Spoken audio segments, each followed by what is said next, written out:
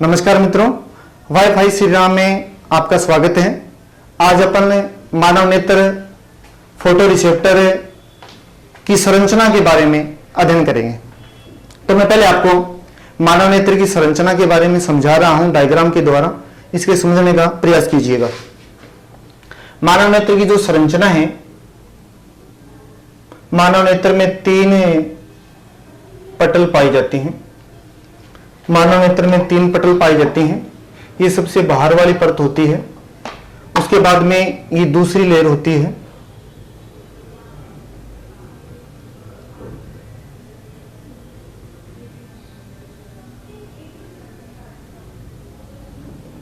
उसके बाद में ये तीसरी लेयर होती है,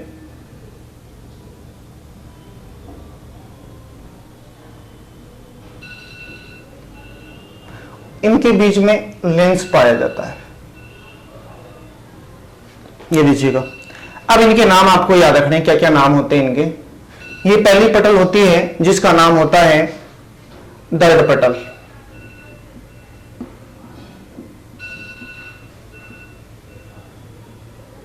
उसके बाद में ये सेकंड पटल होती है जिनका नाम होता है रक्तक पटल। उसके बाद में सबसे एंड में तीसरी पटल होती है, इसका नाम होता है दृष्टि पटल।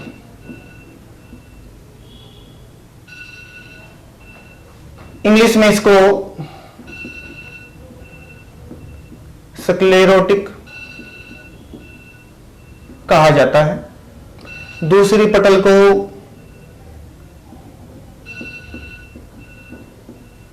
कोरोइड कहा जाता है और जो तीसरी पटल है इसे रेटिना कहा जाता है। मैं यूं कह रहा हूं, आगे की ओर ये उभार दिख रहा है आपको, इस उभार का नाम होता है कॉर्निया। इस उभार को कॉर्निया कहा जाता है। ये लेंस होता है और मानव नेत्र में आपको पता होना चाहिए उत्तल लेंस पाया जाता है। अभी मैं यूं कह रहा हूं कि नेत्र की दूसरी पटल और तीसरी पटल आगे की ओर ये अतिरिक्त संरचना बनाती है, ये वाली, और इस साइड में ये वाली। इसका पीछे का भाग कुछ देखो आगे की तुलना में चौड़ा होता है, इसका याद रखना है। और ये जो मानव नेत्र के अंदर जो लेंस है, छोटे छोटे रज्जुओं के द्वारा जुड़ा रहता है।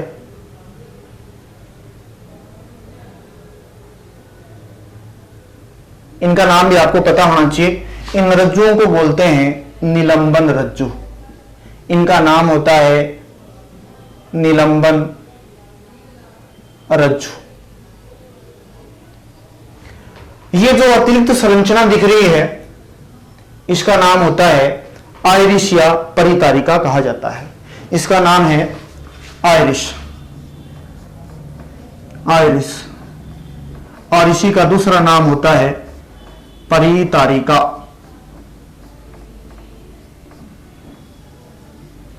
दोनों परितारिकाओं के मध्य का जो रिक्त स्थान जो देख रहे हो आप लोग, इसका नाम भी आपको पता होना चाहिए। इस वाले भाग को कहा जाता है तारा या पुतली। तारा या पुतली कहा जाता है। और ये आयरिश या परितारिका के पीछे का भाग आप देख रहे हो, आगे की तुलना में कुछ चौड़ा होता है। इस चौड़े वाले भाग का नाम भी सीलियरी काय होता है, ये याद रखना है, सीलियरी काय। ये जो सीलियरी काय होता है, तारा या पुतली का व्यास कम या ज्यादा करने के लिए उत्तरदायी माना जाता है। लेंस के सामने पीछे की ओर रेटिना पर एक पॉइंट होता है यहाँ पे, और इसके नीचे एक गड्ढीनुमा संरचना और होती है। यहां से दृष्टि तंत्रिकाएं निकलती है। तो मैं आपको इस ऐसे बता देता हूं, थोड़ा सा देख लीजिएगा।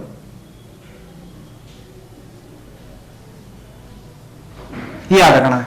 इस पॉइंट का नाम क्या होता है? इसे बोलते हैं पीत बिंदु, पीत बिंदु, इसे फोबिया भी कहा जाता है। क्या कहा जाता है बताओ? फोबिया।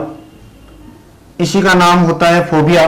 और यहां पे बहुत ही महत्वपूर्ण भाग होता है ये, क्योंकि किसी भी वस्तु का जो प्रतिबिंब होता है वो यही बनता है। क्या यहां पे क्या बनता है आपको याद रखना है, किसी भी वस्तु का प्रतिबिंब यहां पे बनता है। और प्रतिबिंब कैसा बनता है आपको पता होना चाहिए, उल्टा बनता है प्लस वास्तविक बनता है प्लस वस्तु से छोटा बनता है। ध्यान रखना है, प्रतिबिंब कभी भी आभासी सीधा बड़ा नहीं बनता, प्रतिबिंब हमेशा उल्टा बनता है, वास्तविक बनता है और छोटा बनता है। अब ये नीचे वाला पॉइंट एक और होता है इसी वाले भाग में, यानी रेटिना के ऊपर 2 पॉइंट पाए जाते हैं। एक पॉइंट का नाम तो अपन ने भी चर्चा करी है, मैंने कहा पीत बिंदु या फोबिया। दूसरे पॉइंट का नाम क्या होता है ये आपको याद रखना है, इसका नाम होता है अंध बिंदु। इसका नाम होता है अंध बिंदु। यहां पर किसी भी प्रकार का प्रतिबिंब नहीं बनता है, और यहां पे प्रतिबिंब नहीं बनता तो क्या बनता है, यहां से दृष्टि तंत्रिका निकलती है मित्रों, याद रखना आपको। यहां से क्या निकलती हैं? दृष्टि तंत्रिकाएं निकलती हैं। यहां से दृष्टि तंत्रिकाएं निकलती हैं, और ये जो दृष्टि तंत्रिकाएं होती हैं मस्तिष्क तक जाती हैं।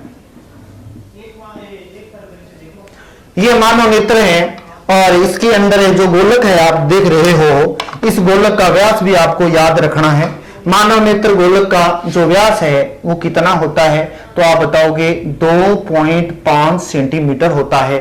मानव नेत्र गोलक का व्यास होता है 2.5 सेंटीमीटर। इसके अलावा एक बात और याद रखनी है आपको, इसके लिए यहीं से आप 2 बातें याद कर सकते हो।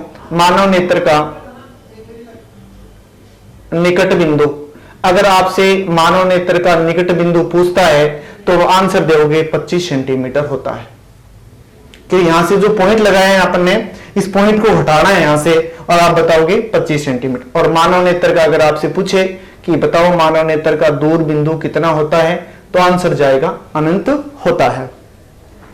इसके अलावा आपको इस बात की जानकारी होनी चाहिए कि ये लेंस है और ये क्या होती है, रेटिना। इनके बीच में एक फ्लूइड भरा रहता है, उस फ्लूइड का नाम काचाभ द्रव्य होता है। इस फ्लूइड का नाम होता है काचाभ द्रव्य। और आगे वाला चैम्बर है, 2 चैम्बर बन गए यहाँ पे, एक तो बन गया लेंस और रेटिना के मध्य, इसके अंदर तो काचाभ द्रव्य भरा रहता है, जबकि एक चैम्बर और बन रहा है यहाँ पे लेंस देख रहे हो, और यहाँ पे आप देख रहे हो कॉर्निया है, और इसके बीच में एक फ्लूइड भरा रहता है इस चैम्बर के बीच में, उसका नाम भी आपको पता होना चाहिए। इसका नाम है तेजोजल। इसका नाम होता है मित्रों तेजोजल या जलीय द्रव्य। ये आपको याद रखना है। अभी मैं यूं कह रहा हूं कि ये जो रेटिना लेयर होती है, इसके अंदर 2 प्रकार की सेल्स पाई जाती हैं, यानी रेटिना भाग में 2 प्रकार की सेल्स पाई जाती हैं। अब ये सेल्स कौन कौन सी होती हैं आपको याद रखना है। रेटिना भाग में 2 सेल्स पाई जाती हैं, और ये सेल्स के नाम इस प्रकार हैं। एक तो होती है शंकु सेल्स, शंकु कोशिकाएं एक प्रकार की होती हैं, जिनका नाम होता है शलाका कोशिकाएं। कौन सी कोशिकाएं होती हैं बताओ? शंकु कोशिकाएं और शलाका कोशिकाएं होती हैं। शंकु कोशिकाएं दिन में कार्य करती हैं। कब काम करती हैं आप बताओगे? दिन में कार्य करती हैं। और जो शलाका सेल होती हैं ये कार्य करती हैं रात में। अब इनका कार्य क्या होता है आपको याद रखना है। इनका कार्य होता है रंग विभेदन करना। क्या कार्य होता है बताओ ये? रंग विभेदन करना इनका कार्य होता है।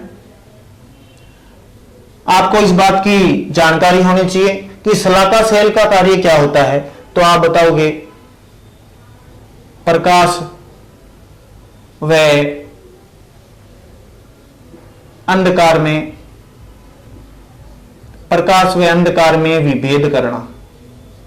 प्रकाश व अंधकार में क्या करना? विभेद करना। इसका मतलब शंकु सेल्स दिन में कार्य करती हैं, शलाका सेल रात में कार्य करती हैं। जिस व्यक्ति में केवल शंकु सेल्स होती हैं वो केवल दिन दिन में देख सकता है, रात में नहीं देख सकता है। जैसे अपन बात करें मुर्गे की, एग्जाम्पल आता है इसका मुर्गा। मुर्गे के अंदर केवल शंकु सेल्स पाई जाती हैं, अतः मुर्गा केवल दिन में देख पाता है, रात्रि में बिल्कुल भी देख नहीं पाता है। इसकी बात करें अपन शलाका कोशिकाओं की, तो मैं यूं कह रहा हूं कि शलाका कोशिकाएं उल्लू में पाई जाती हैं। एग्जाम्पल याद रखना है इसका, उल्लू, और उल्लू के अंदर पाई जाती हैं, इसलिए उल्लू केवल रात में देख पाता है, दिन में देख नहीं पाता है, क्योंकि केवल शलाका सेल होती है। मानव की बात करें तो मानव में शंकु भी होती है, शलाका भी होती है, और मानव में शंकु की संख्या होती है ज्यादा, 1260 लाख शंकु पाई जाती है मानव में। और मैं यूं कह रहा हूं शलाकाओं की संख्या मानव में कितनी होती है, तो आप बताओगे 60 से 65 लाख, 60 से 65 लाख इनकी संख्या होती है। ये आपको याद रखना पड़ेगा। इसलिए मानव को दिन में तो ज्यादा दिखता है और रात में क्या दिखता है, आप बताओगे कम दिखता है। ये आपको जानकारी होनी चाहिए। इसके अलावा आपसे पूछिए कि मानव नेत्र का कौन सा भाग दान दिया जाता है, तो आप बताओगे 2 भाग दान दिए जा सकते हैं मानव नेत्र के। कौन कौन से? एक तो आपको याद रखना है कि मानव नेत्र का कॉर्निया भाग तथा लेंस भाग, कॉर्निया तथा लेंस भाग दान दिया जा सकता है। दान देने की समय सीमा क्या होती है? व्यक्ति की मृत्यु के 6 से 7 घंटे तक, 6 से 7 घंटे तक मानव नेत्र को दान दिया जा सकता है। इसकी आपको जानकारी होनी चाहिए। इसके अलावा मानव नेत्र को निकालने में कितना समय लगता है, तो आप बताओगे मानव नेत्र को निकालने में 10 से 15 मिनट का समय लगता है। यह आपको याद रखना है। इसके अलावा मैं एक बार वापस रिपीट कर देता हूं, दोबारा सुन लीजिएगा। मानव नेत्र कोटर के अंदर दसी रहती है। मानव नेत्र में 3 पटल पाई जाती हैं, दृढ़ पटल, रक्तक पटल और दृष्टि पटल। अब ये आगे की ओर एक उभार होता है, इस उभार को बोलते हैं कॉर्निया। और मानव नेत्र में उत्तल लेंस लगा होता है। उत्तल लेंस निलंबन रज्जुओं के द्वारा जुड़ा रहता है। इसके अलावा लेंस के सामने पीछे की ओर रेटिना के ऊपर एक संरचना होती है जिसका नाम होता है पीत बिंदु या फोबिया। और पीत बिंदु या फोबिया वो स्थान होता है जहां पे किसी भी वस्तु का प्रतिबिंब बनता है। प्रतिबिंब हमेशा उल्टा बनता है, छोटा बनता है और वास्तविक बनता है, याद रखना है। और अंध बिंदु पे किसी भी प्रकार का प्रतिबिंब नहीं बनता है, यह आपको याद रखना है। अंध बिंदु से केवल दृष्टि तंत्रिकाएं निकलती हैं जो हमारे मस्तिष्क तक जाती हैं। और रेटिना भाग में 2 प्रकार की सेल्स पाई जाती हैं जिनका नाम शंकु कोशिका और शलाका कोशिका होता है। शंकु कोशिका दिन में कार्य करती हैं, शलाका कोशिकाएं रात में कार्य करती हैं। मुर्गे में केवल शंकु सेल पाई जाती हैं, जबकि अपन चर्चा करें कि उल्लू के अंदर केवल शलाका सेल्स पाई जाती हैं। नेत्र गोलक का व्यास आपसे पूछे कितना होता है, तो आंसर जाएगा 2.5 सेंटीमीटर। इसके अलावा मानव नेत्र का निकट बिंदु 25 सेंटीमीटर और मानव नेत्र का दूर बिंदु होता है आपका अनंत होता है। इसके अलावा मानव नेत्र का कौन सा भाग आपसे पूछे कि दान दिया जा सकता है, तो आंसर जाएगा कॉर्निया और लेंस भाग दान दिया जा सकता है। और मानव नेत्र दान देने की समय सीमा क्या होती है? मृत्यु के 6 से 7 घंटे तक अपन नेत्र दान कर सकते हैं। और आपको पता होना चाहिए कि कितने नेत्र को निकालने में कितना समय लगता है, आपसे पूछे तो आप बताओ कि 10 से 15 मिनट का समय लगता है। और इसके अलावा आपको एक बात की और जानकारी होनी चाहिए, मानव नेत्र का जो कॉर्निया भाग होता है वो तो होता है 1/3 भाग, और बाकी भाग जो टोटल है उनमें से 2/3 भाग नेत्र गोलक के अंदर दसा रहता है। यानी 1/3 भाग तो बनाता है कॉर्निया, बाकी भाग बनाता है 2/3 नेत्र कोटर के अंदर दसा रहता है। तो मित्रों, अपना ये मानव नेत्र की सामान्य संरचना के बारे में अपन ने जानकारी पढ़ी है। नेक्स्ट जो वीडियो अपन जो लेके आएंगे उसमें मानव नेत्र के दोषों के बारे में अध्ययन करेंगे। इस चैनल को ज्यादा से ज्यादा सब्सक्राइब कीजिएगा और अपने जो मित्र मंडली है उसमें शेयर कीजिएगा, जिससे ज्यादा से ज्यादा इसका बेनिफिट मिल सके। जय श्री राम।